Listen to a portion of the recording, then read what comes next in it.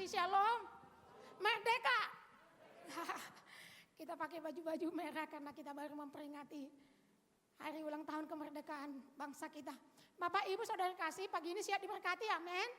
Masih tema yang sama ya Bapak Ibu, yang sangat relevan dengan apa yang terjadi di bangsa kita hari ini, kemerdekaan dalam Kristus. Mungkin bagian-bagian firman ini Bapak Ibu saudara kasih ada yang berulang-ulang, tapi saya sangat percaya Bapak Ibu bahwa itu kita perlukan, amin, karena kita suka lupa dan perlu disampaikan berulang-ulang. Nah Bapak Ibu saudara kasih,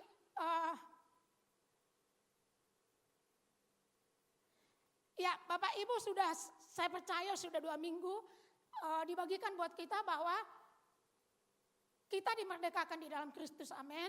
Kita merdeka di dalam Kristus. Kalau hari-hari ini istilah merdeka ini sangat banyak ya. Merdeka belajar, kampus merdeka, merdeka finansial dan macam-macam Bapak Ibu saudara kasih. Saya berharap itu tidak hanya slogan gitu ya, tapi kita bisa mengalaminya. Kenapa timbul kata merdeka Bapak Ibu saudara kasih? Karena ternyata bahwa dahulu kita adalah hamba. Kita adalah hamba dosa. Nah, di dalam Roma 6 ayat 16 sampai 17 saya bacakan.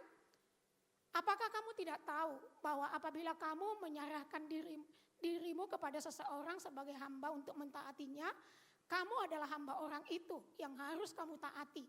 Baik dalam dosa yang memimpin kamu kepada kematian maupun ke dalam ketaatan yang memimpin kamu kepada kebenaran. Tetapi syukurlah kepada Allah, dahulu memang kamu adalah hamba dosa. Tetapi sekarang kamu dengan segenap hati telah mentaati pengajaran yang telah diteruskan kepadamu. Bapak Ibu, kalau kita melihat Roma ini kitab yang sangat-sangat luar biasa menurutku ya Bapak Ibu, dan memang agak, karena ini sangat-sangat mendalam sekali, memang dibutuhkan untuk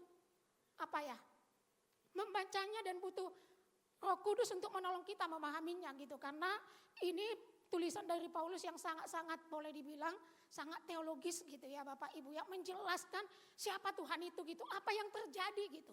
Nah, di ayat yang di pasal yang kelima Bapak Ibu saudara kasih, ini adalah awal dikatakan, saya bacakan di dalam Roma 5 ayat 12. Sebab itu sama seperti dosa telah masuk ke dalam dunia oleh satu orang, dan oleh dosa itu juga maut, demikian maut itu telah menjalar kepada semua orang karena semua orang telah berbuat dosa. Bapak Ibu saudara kasih, kalau di sini dikatakan kenapa kita hamba? Hamba apa? Saya nggak merasa diperhamba oleh apa. Tapi firman Tuhan mengatakan ketika Adam manusia yang pertama jatuh ke dalam dosa, memberikan dirinya dikuasai, dipimpin, memberikan otoritasnya kepada iblis, maka semenjak itu Bapak Ibu saudara kasih, manusia yang pertama itu tidak punya kuasa lagi, tidak punya otoritas lagi atas hidupnya. Jadi memang hamba Bapak Ibu saudara kasih. Saya merenung Bapak Ibu saudara kasih, kalau hari-hari ini kita masih kaget-kaget gitu ya, kalau misalnya lihat di sosial media ada suami gitu ya, memukuli istrinya, membunuh istrinya, macam-macam Bapak Ibu saudara kasih. Dan yang lucunya itu bukan hanya orang-orang yang tidak mengenal Tuhan. Masih ada bahkan orang-orang yang boleh kita sebut adalah Kristen. Lalu kita mulai bingung, kenapa ya? Kok bisa ya? Kadang kita mulai berpikir kok bisa gitu ya Bapak Ibu ya. Atau kalau kita melihat ada orang-orang yang melakukan kejahatan, kita mungkin kaget. Tapi dari sini kita belajar Bapak Ibu saudara kasih, bahwa dikatakan oleh firman Tuhan, kita itu hamba. Hamba itu Bapak Ibu saudara kasih, sama seperti ketika kita disebut orang berdosa, bukan karena kita melakukan dosa. Tapi karena kita mewarisi dosa itu dari Adam dan Hawa. Tanpa kita melakukan perbuatan dosa Bapak Ibu saudara kekasih, kita adalah tetap orang berdosa. Kenapa? Yaitu tadi kita sudah mewarisinya. Belum lagi kita hidup di dunia ini yang sudah jatuh ke dalam dosa. Ada banyak sistem, ada banyak hal-hal di dunia ini, semuanya sudah jatuh dalam dosa. Itu sebabnya Bapak Ibu saudara kasih, kalau ada peribahasa mengatakan seperti kerbau dicocok atau dicucuk hidungnya gitu ya Bapak Ibu ya. Maksudnya apa gitu? Kalau kerbau itu supaya bisa dikendalikan, supaya pemiliknya itu bisa mengendalikannya, hidungnya dicucuk, ditaruh besi di hidungnya lalu dikasih tali. Supaya apa? Sampai kerbau ini gak bisa nolak kemanapun pemiliknya menariknya, dia akan ikut. Seperti itu Bapak Ibu Saudara kasih, ketika kita disebut hamba dosa, seperti itulah kita. Sepertinya Bapak Ibu dosa itu mengendalikan kita. Itu sebabnya Bapak Ibu Saudara kasih, sebenarnya kita gak perlu kaget dengan ketika kita melihat macam-macam. Kadang orang, kok bisa ya? Kok bisa? Ya bisa. Karena udah dikatakan dia itu diperhamba, dia itu diperbudak, dia itu dikuasai oleh dosa. Jadi Bapak Ibu Saudara kasih, dari bagian ini kita memahami bahwa luar biasa Bapak Ibu, dulu itulah kita. Amin Bapak Ibu, itulah kita dulu. Dikuasai, diperhamba oleh dosa itu gitu ya. Sama seperti kerbau itu tadi gak bisa ngapa-ngapain, seperti itulah kita. Itu sebabnya harusnya kita bersyukur Bapak Ibu. Kenapa? Kenapa apanya yang perlu dimerdekakan? Perlu dibebaskan. Ikatan itu perlu diputuskan, perlu dibebaskan. Itu sebabnya Bapak Ibu Saudara kasih bahwa Kristus telah memerdekakan kita. Bukan lagi Bapak Ibu Saudara kasih akan, tapi Kristus itu sudah memerdekakan setiap kita. Roma 8, karena tadi Bapak Ibu di ayat yang pasal 5, bahwa manusia itu berdosa karena Adam dan Hawa. Atau manusia pertama Adam. Di pasal yang 6 Bapak Ibu Saudara kasih, itu yang tadi saya bilang kita ini diperhamba. Di pasal yang ke-7 Bapak Ibu Saudara kasih dari Roma itu, di situ Paulus mengutarakan kefrustasiannya Bapak Ibu Saudara kasih. Dia bilang, apa ya, kenapa ya aku begini? Aku tahu mana yang baik. Dan aku tahu apa yang buruk. Tapi bukan apa yang baik yang aku lakukan. Tapi yang buruk yang aku lakukan, kata Paulus. Mungkin kita juga sama. Tadi saya bilang jelas, kalau dia belum di dalam Kristus, gak bisa. Tapi kadang kita mungkin berpikir, ya tapi dia udah Kristen loh. Tapi dia udah di dalam Tuhan loh. Kenapa masih begitu? Ternyata Paulus juga pernah Bapak Ibu Saudara kasih. Di pasal yang ke-7 dan dia bilang, celakalah aku. Karena bukan apa yang baik yang aku mau lakukan. Tapi yang buruk itu yang aku lakukan. Walaupun aku tahu itu baik. Itu tadi Bapak Ibu Saudara kasih. Karena kita seperti diperhamba, dikuasai. Kita gak punya kemampuan. Sama seperti kerbau itu gak punya kemampuan untuk melawan. Dia ngikut aja. Seperti itu kita Bapak Ibu Saudara kasih. Tapi di pasal 8 ayat yang pertama dan kedua dikatakan. Demikianlah sekarang tidak ada lagi penghukuman bagi mereka yang ada di dalam Kristus. Kita ada di dalam Kristus Bapak Ibu, amin. Roh yang memberi hidup telah memerdekakan kamu dalam Kristus Yesus dari hukum dosa dan hukum maut. Amin. Kita sudah merdeka, amin.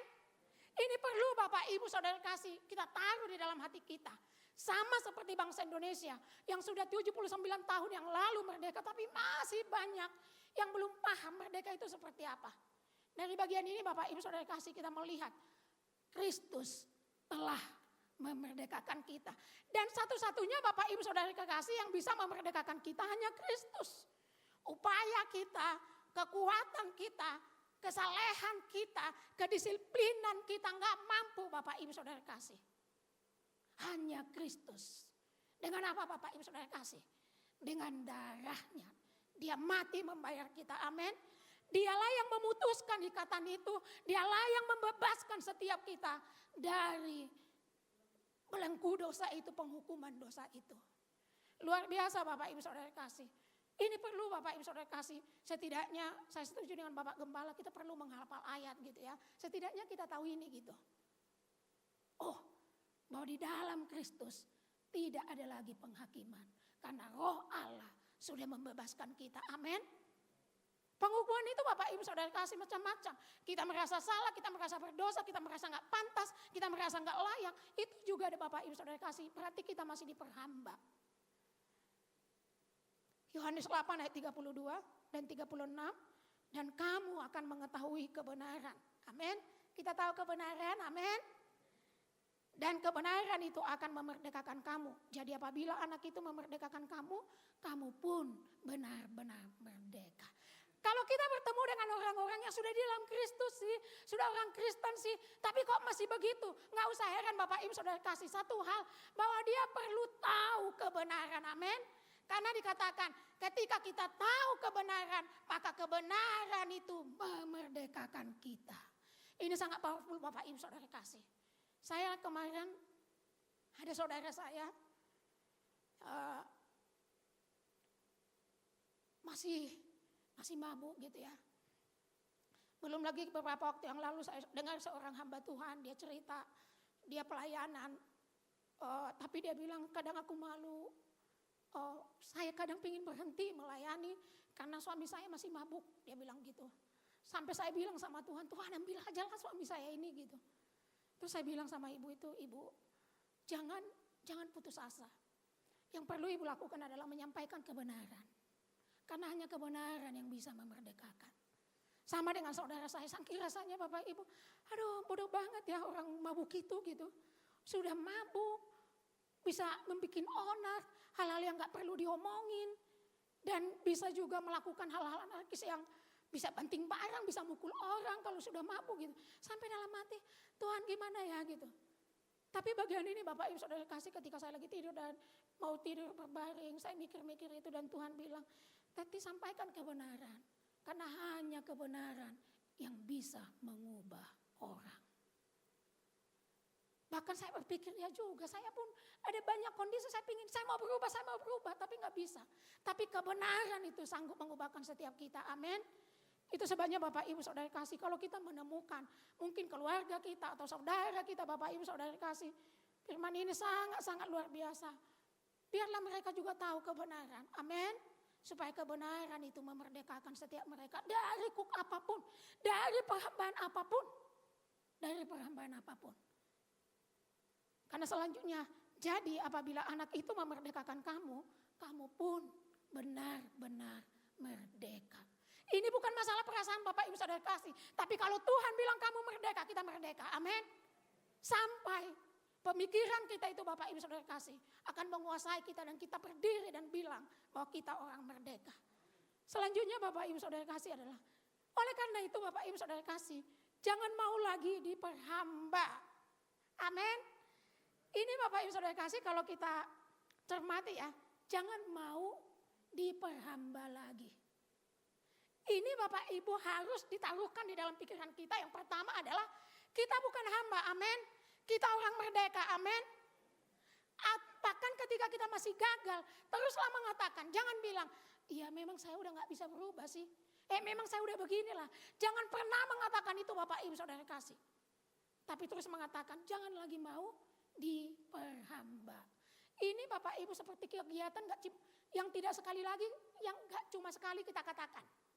Berulang-ulang.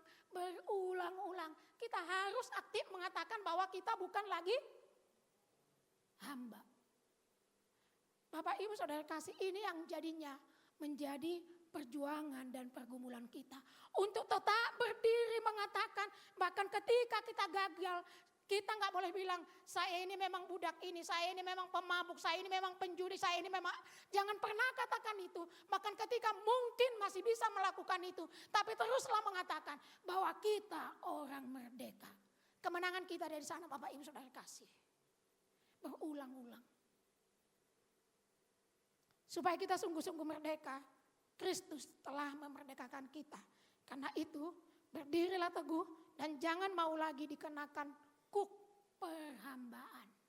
Amin. Kuk perhambaan apapun jangan mau. Bapak Ibu Saudara kekasih, bahwa orang bisa menekan, bisa menguasai kita terkadang karena kita mengizinkannya. Seringkali itu terjadi. Kebiasaan atau apapun karena kita mengizinkannya. Betul nggak Bapak Ibu Saudara kasih? Kalau ada perumpamaan bilang gini, burung boleh lewat di atas kepala kita, boleh nggak?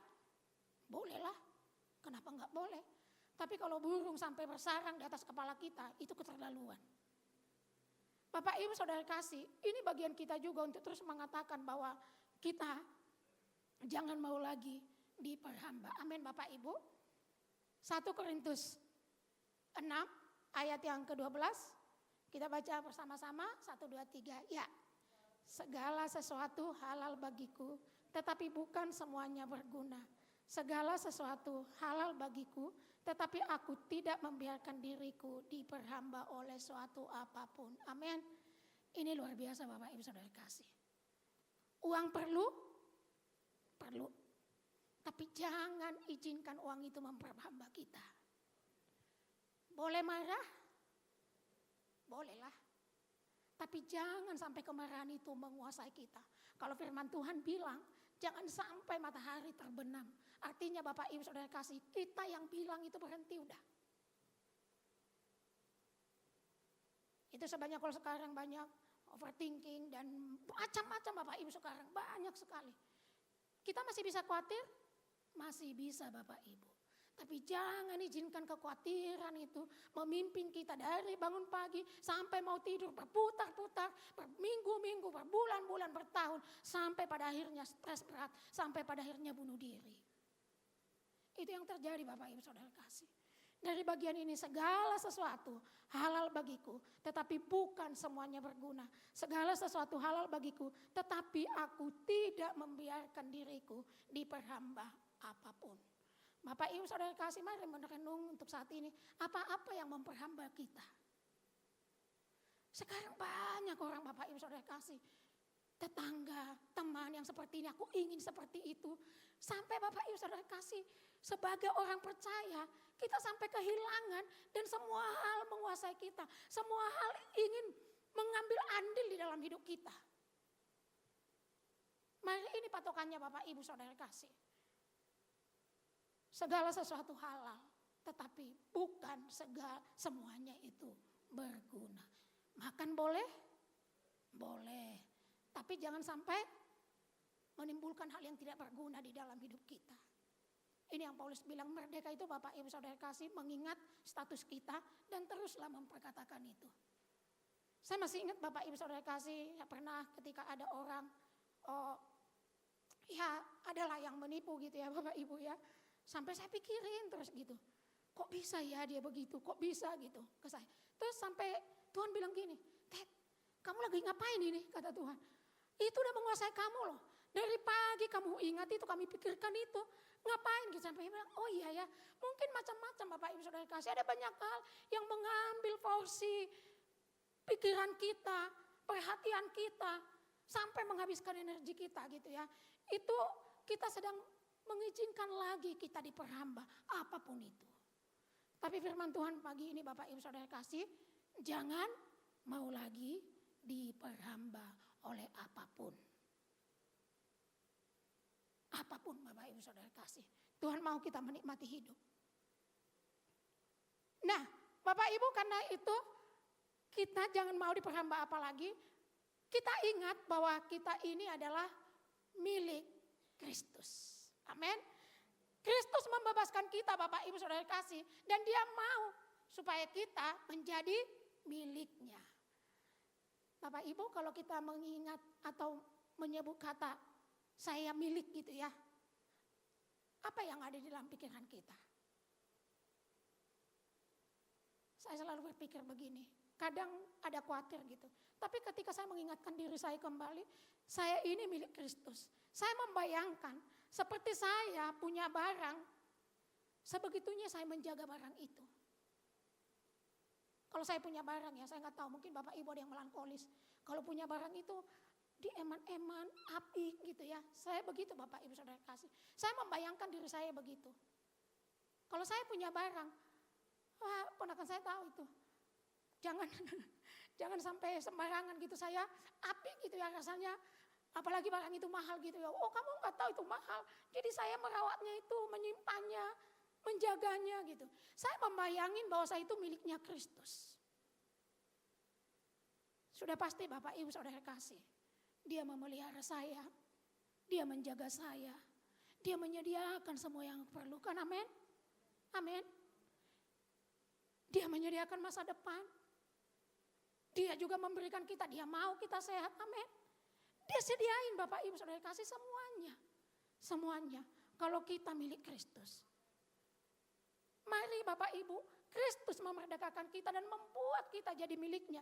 Dia akan pelihara kita. Saya nggak pernah bisa bayangkan kalau saya milik Kristus. Lalu dia Dia tenang-tenang aja, dia lihat saya melarat, dia lihat saya bengek, dia lihat saya hampir mati dan Tuhan tenang-tenang aja. Kayaknya enggak loh. Kayaknya enggak gitu. Ini akan menolong kita Bapak Ibu Saudara kasih. Kristus membebaskan kita dan dia membuat kita menjadi miliknya. Amin.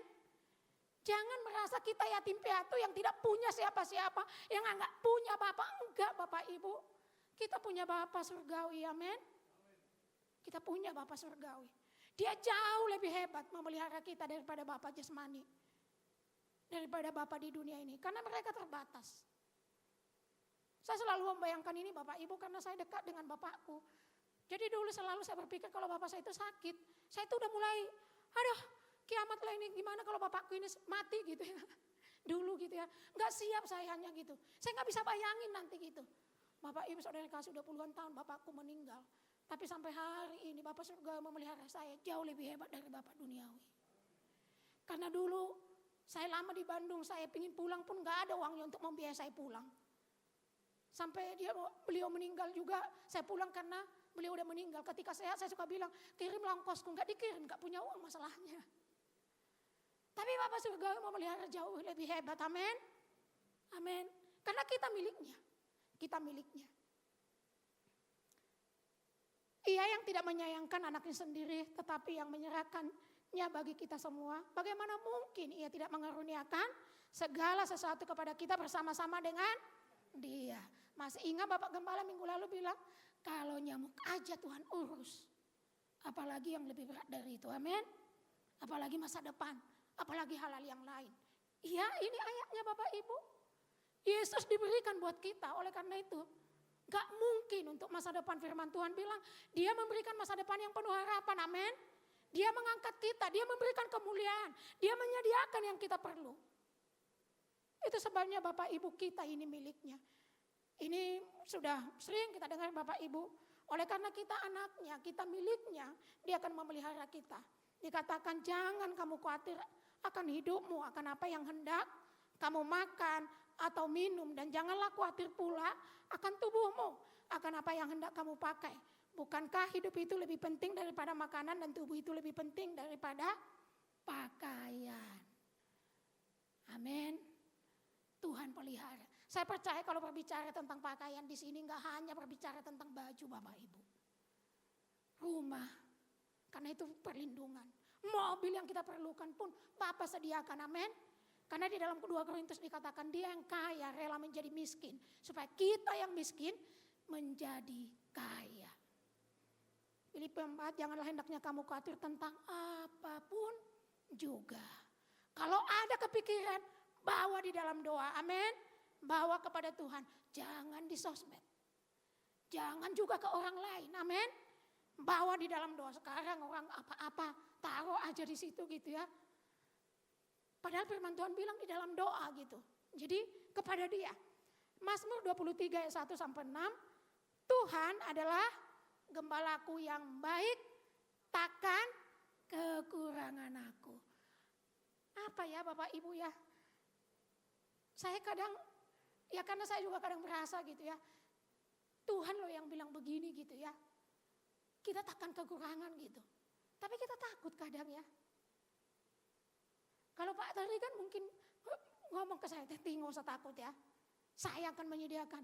Kadang orang lebih percaya dengan manusia. Padahal ini Tuhan pencipta langit dan bumi dan bilang bahwa kita takkan kekurangan. Kenapa Bapak Ibu? Kenapa kita kurang percaya kadang? Satu-satunya alasan Bapak Ibu Saudara kasih. Mungkin kita kurang kenal, kita nggak tahu mungkin harta Tuhan itu di mana aja. Jadi lebih banyaklah mulai mengenal dia. Amin. Amin. Dia adalah pencipta langit dan bumi. Amin.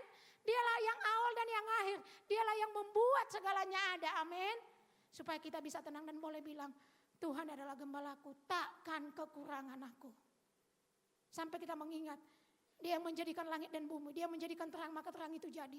Dia yang menyediakan makanan untuk siapapun yang membutuhkan. Kita melihat banyak di dalam Alkitab. Amin. Filipi 4 ayat 19, Allahku akan memenuhi segala keperluanmu menurut kekayaan dan kemuliaannya. Kekayaan Tuhan itu berlimpah-limpah. Oleh karena itu Bapak Ibu Saudara kasih, ketika Kristus memerdekakan kita dan kita menjadi miliknya, dia juga mau kita hidup bagi dia. Amin. Kita hidup bagi dia. Bapak Ibu Saudara kasih, hidup bagi dia sangat gampang untuk kita bisa melihat Bapak Ibu ketika kita mulai memahami apa sih sebenarnya. Kita tahu ayat ini yang mengatakan bahwa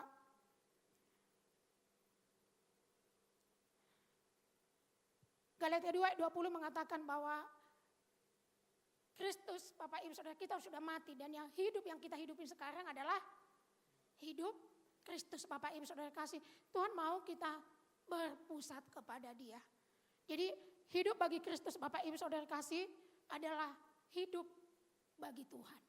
Nah, kalau di sini Bapak Ibu Saudara kasih, perbedaannya kalau di sini self center itu kita berpusat kepada diri sendiri. Nah, di dalam Yesaya 14 ayat 13 sampai 14 itu Bapak Ibu, ini adalah tentang malaikat yang ingin menyamai Tuhan. Aku ingin, aku ingin, aku ingin. Dan dalam 1 Petrus 5 ayat 5b dikatakan, hai kamu semua, hendaklah kamu saling merendahkan diri. Sebab Allah menentang orang yang congkak, sombong. Sombong itu kondisinya Bapak Ibu Saudara kasih, kita gak butuh Tuhan. Kita bisa mengandalkan kekuatan kita. Kita gak perlu Tuhan. Kita bisa lakukan segala sesuatu tanpa Tuhan. Mungkin kita nggak bicara begitu Bapak Ibu Saudara kasih. Tapi itu gambaran dari Lucifer. Itu sebabnya Tuhan bilang Allah menentang orang congkak.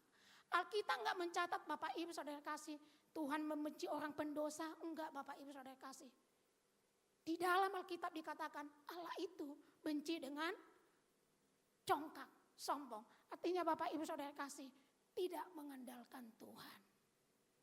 Jadi hidup bagi Kristus Bapak Ibu Saudara kasih, mari mengandalkan Dia, mari melibatkan Tuhan dalam seluruh kehidupan kita. Amin. Ada banyak orang-orang mungkin gak bilang sih Bapak Ibu Saudara kasih, tapi melakukan segala sesuatu dengan hikmatnya, dengan pengertiannya. Juga Bapak Ibu ketika Kristus memerdekakan kita, Tuhan mau kita melayani dengan kasih.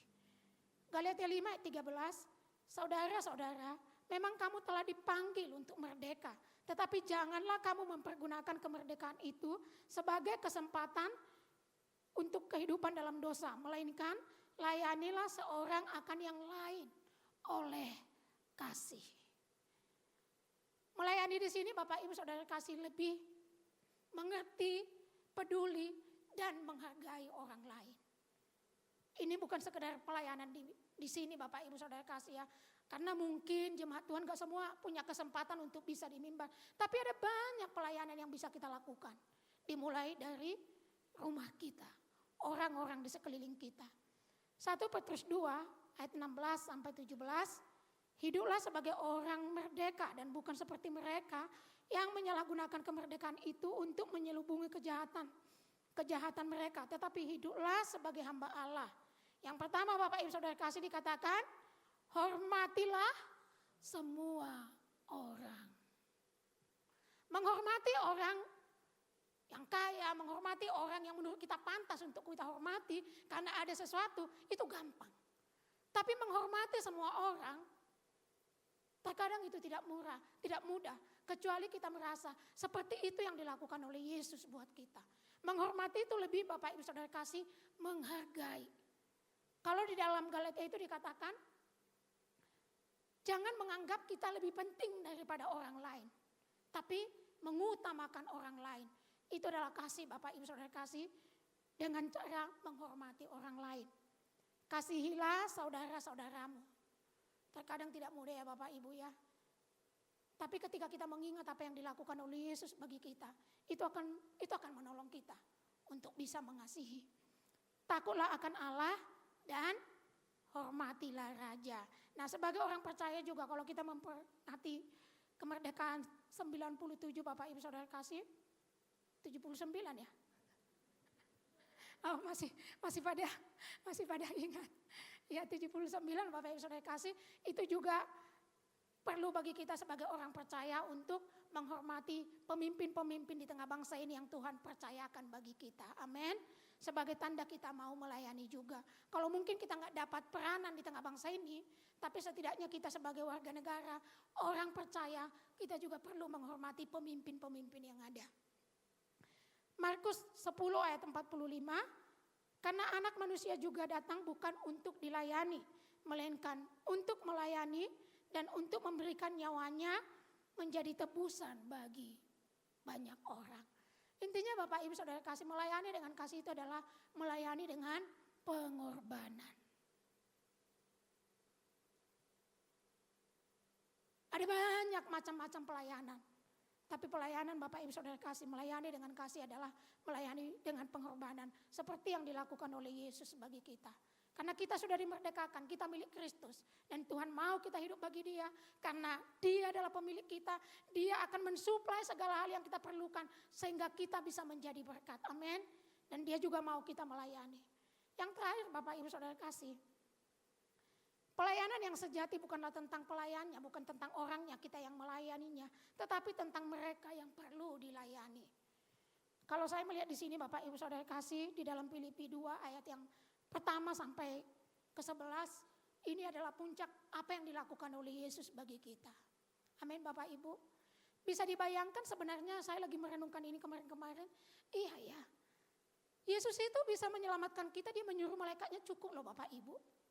Udah ada satu orang malaikat ke dunia, supaya selamatkan itu semua manusia yang ada di dunia ini. Segampang itu Yesus bisa lakukan Bapak Ibu untuk menyelamatkan kita. Tapi dia gak lakukan itu Bapak Ibu. Dia raja, dia pemilik, dia pencipta kita loh Bapak Ibu. Dan dia datang ke dunia ini jadi manusia. Karena mau diselamatkan itu manusia. Dia harus jadi manusia. Dan di dalam manusia dia memilih kasta yang paling rendah. Dia mengambil hamba, budak. Saya berpikir kalau tadinya Yesus itu datang sebagai raja ya. Maksudnya raja di dalam satu negara dan dia menjadi raja. Gampang untuk mengubahkan orang. Karena raja itu masih didengar di dunia ini. Tapi Yesus gak memilih itu Bapak Ibu.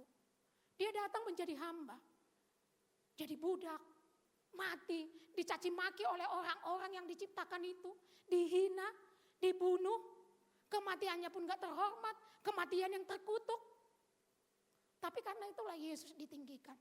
Kalau kita melihat Bapak Ibu Saudara kasih pelayanan Yesus, hampir kebanyakan Bapak Ibu pelayanan kalau dibilang untuk orang-orang yang dipinggirkan.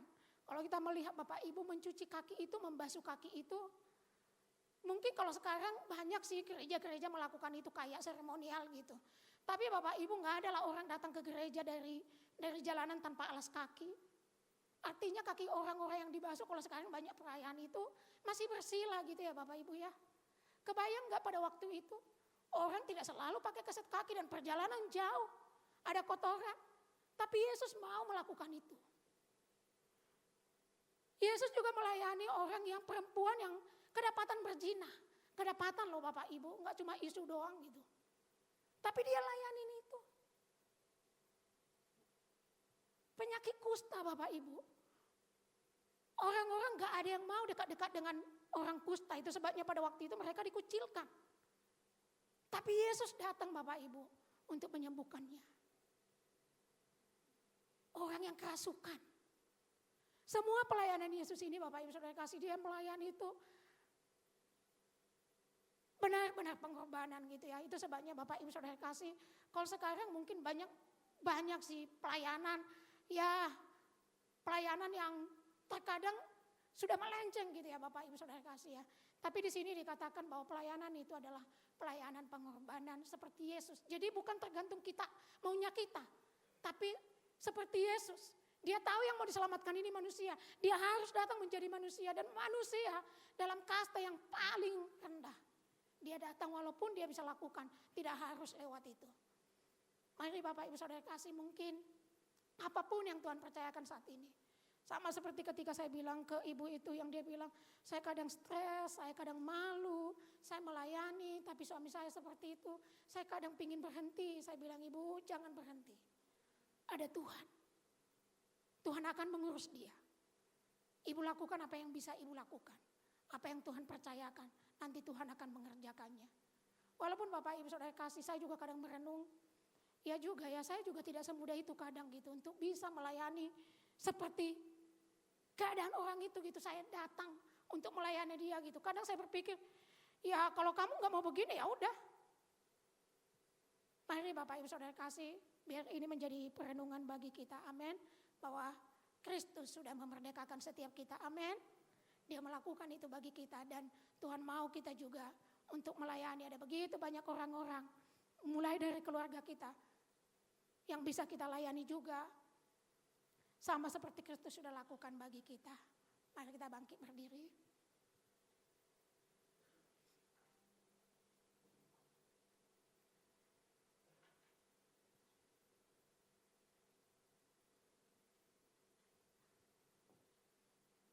Mari kita siapkan hati kita.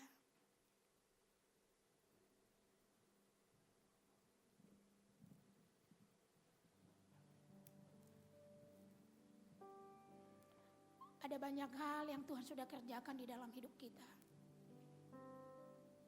Dia memerdekakan kita. Dia buat kita menjadi miliknya. Dia mensuplai segala hal yang kita perlukan. Untuk apapun saat ini kondisi kita, Yesus ada bagi kita. Dan dia cukup untuk bisa mensuplai sehingga kita juga bisa menjadi saluran berkat. Pelayanan apapun yang Tuhan percayakan saat ini. Mungkin keluarga kita, mungkin orang-orang, di mana saja kita Tuhan ditempatkan oleh Tuhan. Yesus sudah terlebih dahulu melakukan itu. Dan roh yang sama ada di dalam setiap kita. Terima kasih Tuhan. Banyak yang kau perbuat di dalam hidupku. Terima kasih Tuhan. Rancangan indahmu terjadi di hidupku. Bapa yang mengerti segala yang ku perlu. Kasih-Mu sempurna nyata dalam hidupku. Kami mau bersyukur. Ku bersyukur Bapa. Ku bersyukur Tuhan. Buat kasih setiamu di dalam hidupku. Ku bersyukur.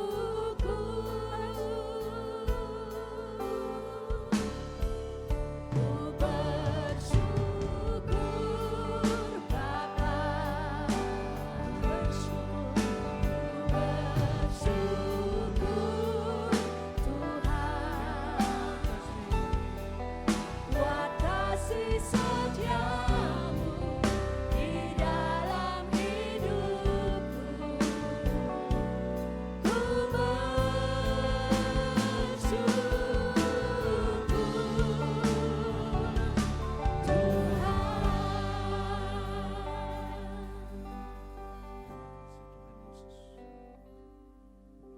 Terima kasih untuk firman-Mu Bapa. Kami percaya Tuhan sudah memerdekakan kami dan kami sekarang menjadi orang-orang yang bebas. Kami tidak diperhamba oleh apapun, tapi Engkau hidup di dalam kami, memberikan semangat yang baru, gairah yang baru dalam hidup kami. Terima kasih untuk kebenaran firman Tuhan, untuk Ibu Tete yang sudah Engkau pakai memberitakan kebenaran-Mu. Kau urapi dia, Kau tambah-tambahkan hikmat, Kau pakai hidupnya lebih luas lagi Tuhan. Kami percaya dia akan jadi berkat. Dan bahkan semua jemaat-Mu juga di sini akan menjadi berkat. Di dalam nama Tuhan Yesus. Amin. Bapak Ibu silahkan duduk sebentar, saya ingin testimoni sedikit ya. Jadi terima kasih Bu Teti, ini berkat yang luar biasa. Berapa banyak Bapak Ibu kemarin nonton TV upacara kemerdekaan kita? Wah, ini kebanyakan sibuk lomba makan kerupuk jadi nggak lihat ya. Itu istana kita baru ya, luar biasa, ada yang pro, ada yang kontra, saya nggak mau bahas itu. Saya hanya mau sampaikan apa yang tadi disampaikan Bu Teti ya, itu suatu hal yang luar biasa ya. Mungkin kita karena sering dengar jadi mungkin terbiasa. Tapi Bapak Ibu sadar nggak kemarin ketika doa, ada yang tahu siapa yang memimpin doa ketika upacara? Menteri Agama kita ya. Berdoa demikian ya, terima kasih Tuhan kami sudah menjadi bangsa yang merdeka. Tapi kemudian ada satu kalimat yang saya ngomong, saya lagi nyetir mobil, istri saya nonton YouTube, saya bilang kencengin, aku pengen dengar doanya. Anda tahu doanya lah Menteri Agama ini, sekarang bebaskanlah kami dari hawa nafsu kami. Karena memang di luar Kristus Anda gak bisa menang atas hawa nafsu. Jadi ini sebuah hal yang dahsyat. Di luar sana semua orang diperbudak. Mau sampai Menteri Agama udah yang paling tinggi pun masih diperbudak. Dan masih meminta untuk dibebaskan. Hari ini kabar baik, kita sudah dibebaskan. Amin. Jadi saya bilang, di luar sana gak ada yang tahu. Itu namanya daging. Daging ini gak bisa dikalahkan dengan tekad. Dan bukan dengan meminta kepada Tuhan, tapi dengan mengizinkan dia hidup di dalam kita. Ketika rohnya hidup dalam saudara, iblis kalah, daging kita kalah. Dan terima kasih ya untuk kita juga, firman tadi mengatakan supaya kita tahu jangan hidup khawatir lagi. Saya melihat ada banyak orang diperbudak ya, sampai Sabtu Minggu gak bisa menikmati lagi hubungan dengan Tuhan, dengan keluarga gak bisa karena khawatir. Kerja terus dan kerja terus. Saya sharing satu pengalaman minggu lalu, Tuhan kasih satu pengalaman kecil sebenarnya. Ada WA masuk ke HP saya, orang ini memperkenalkan, saya kenalnya dokter sini, saya minta waktu Bapak. Mungkin saya lupa gitu ya, saya pernah jawab teleponnya, tapi saya mungkin karena sibuk jadi gak ingat sama orang ini. 2 kali saya lihat ada miss call karena yang masuk WA banyak sekali, saya gak lihat lagi. Tahu-tahu setelah berapa hari saya lihat di bawah orangnya udah marah-marah saudara. Udah marah-marah, dia bilang gini, saya sebenarnya gak pengen ketemu Bapak. Wah, ini orang pengen ketemu malah marah-marah. 3 minggu lalu Bapak bilang mau kasih waktu, kalau gak mau ketemu juga gak apa-apa. Saya mau ketemu Bapak karena ada yang rekomen, sebenarnya saya gak terlalu pengen. Kalau mau ketemu iya kasih tahu, kalau enggak juga gak apa-apa. Wah, ini orang kok sombong banget, ngancem-ngancem. Gitu ya, marah. Terus tiba-tiba gak tahu kenapa ada suara Tuhan dalam hati saya. Tahu gak kamu? Mungkin selama ini kamu punya alasan banyak mengatakan itu orang bukan siapa-siapa. Itu orang cuma ngelamar kerjaan. Dan saya tahu dia ngelamar kerjaan doang gitu ya. Dan pakai cara segala macam. Tapi tiba-tiba Tuhan kasih hati yang baru. Saya bilang, jangan kamu lupa, Yesus selalu bisa diakses sama orang-orang. Saya jawab, saya bilang datanglah, silakan datang. Besoknya dia datang dan saya sedih gitu lihat cerita dia. Saya lihat dia orang yang mau melayani Tuhan tapi dalam keadaan sangat susah. Saya ingat satu khotbah ya Bapak Ibu, dia bilang orang yang dalam Tuhan gak ada yang terlalu sibuk. Yesus tuh gak terlalu sibuk untuk ketemu orang susah. Lalu satu pertobatan baru, minggu lalu saya bilang, Yesus gak pernah susah ditemui sama orang susah. Betul? Jadi kamu aja yang suka sok sibuk, merasa udah urusanmu lebih penting. Yesus punya waktu buat semua orang. Jadi kenapa? Karena dia tidak pernah diperbudak oleh agenda. Dia gak diperbudak oleh kegiatan kesibukannya. Dia hidup bebas, saudara. Ketika ada orang yang perlu ditolong, dia tolong. Saya berdoa, biarkah sikap hidup Kristus itu ada dalam kita semua. Mau gak kita pergunakan kemerdekaan yang dunia lagi cari untuk kita bebas berbuat baik. Saudara bebas bikin berbuat baik. Tadi kata hamba, siapa yang di sini bangga jadi anak Tuhan? Oh, ya. Siapa yang bangga jadi hamba Tuhan? Ada beberapa yang bingung ya. Enakan jadi hamba apa jadi anak? Anak dijaga ya. Tapi kata hamba di Alkitab, di Perjanjian Baru, itu bukan bicara seperti kacung yang disuruh-suruh, pembantu. Bukan saudara. Kata yang dipakai itu budaknya betul-betul pakai doulos. Doulos itu apa? Kalau zaman dulu ada perbudakan. Ketika budak kita dosa itu, kita diperbudak dosa itu artinya dia suruh apa aja kita nurut. Harus mau disuruh apa aja. Itu namanya doulos. Tapi ketika saudara jadi hamba Tuhan, jangan sampai kita berpikir bahwa kita mentaati Tuhan itu karena disuruh-suruh. Kan saya hamba, nggak punya hak ngomong apa-apa. Bukan saudara, kata hamba dipakai di Alkitab adalah untuk menunjukkan engkau sudah dibeli menjadi miliknya. Sekarang bukan milikmu sendiri, itu artinya doulos. Kita sudah dibeli dengan harga yang sangat mahal. Jadi jangan kita kotorin tubuh kita ini karena kita ini menjadi milik Tuhan. Ayat itu bicara jangan berzina lagi, jangan kotori tubuhmu karena engkau sudah dibeli menjadi miliknya. Dibeli dengan harga yang mahal. Artinya apa? Kita sekarang sudah bersih, masa lalumu sudah lewat, engkau semua punya masa depan yang baru dalam Tuhan. Hari ini dan besok pulang dari sini saudara punya kesempatan untuk bikin yang baik, untuk melakukan hal-hal yang memuliakan Tuhan. Berapa banyak yang mau memuliakan Tuhan dengan hidupnya? Puji Tuhan. Mari kita bangkit berdiri, kita akan berdoa untuk bangsa ini. Kita nyanyi dulu ya. Bersyukur Bapa, ku bersyukur. Terima kasih Tuhan Yesus. Buat kasih setiamu di dalam hidupku, ku bersyukur. Terima kasih Tuhan Yesus. Kau sudah merdekakan setiap kami. Terima kasih Tuhan. Bapa, ku bersyukur Tuhan, buat kasih setiamu di dalam hidupku, ku bersyukur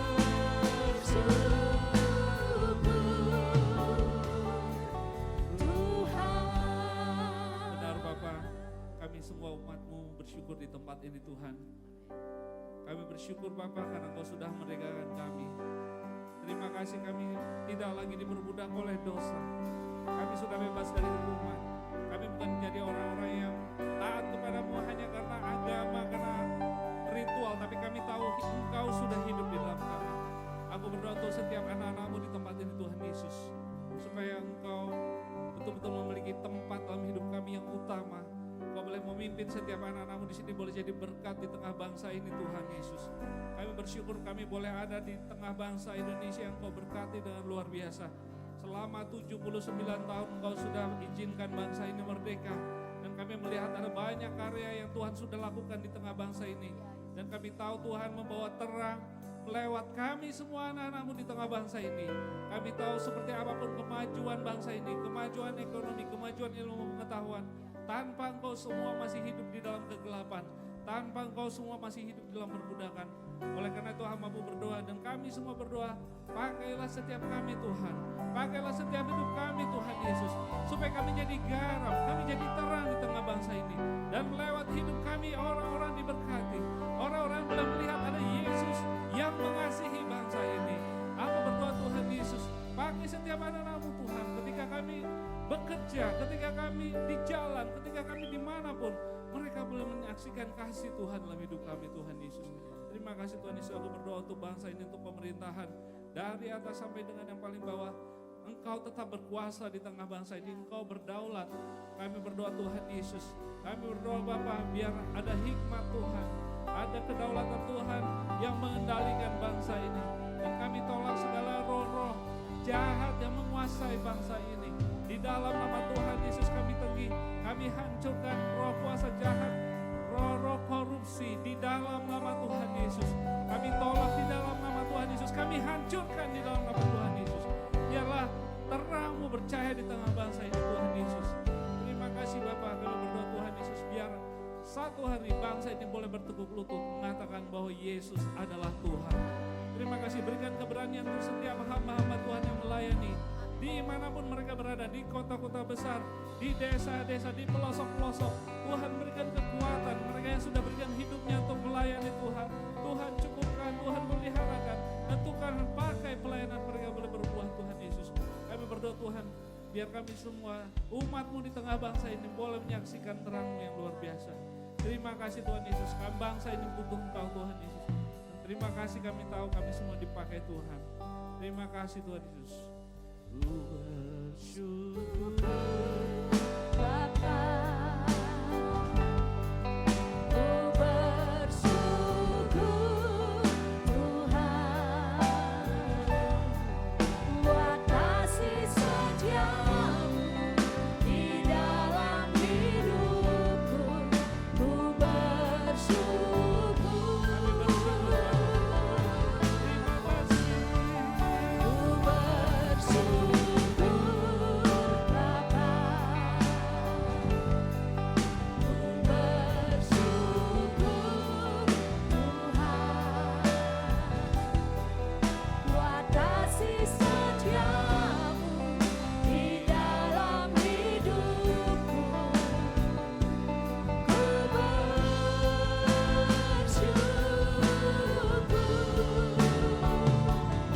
Tuhan. Kami bersyukur Tuhan. Ku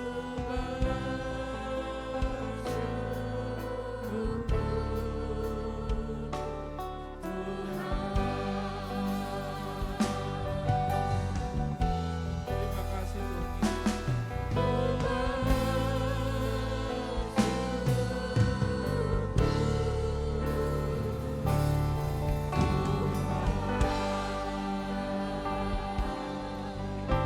Terima kasih. Jemaat Tuhan, angkatlah tanganmu, terimalah berkat Tuhan. Tuhan memberkatimu. Dia melindungi setiap jalan-jalanmu. Keluar masukmu diberkati Tuhan. Tuhan menghadapkan wajahnya kepadamu dan memberikan kasih karunia.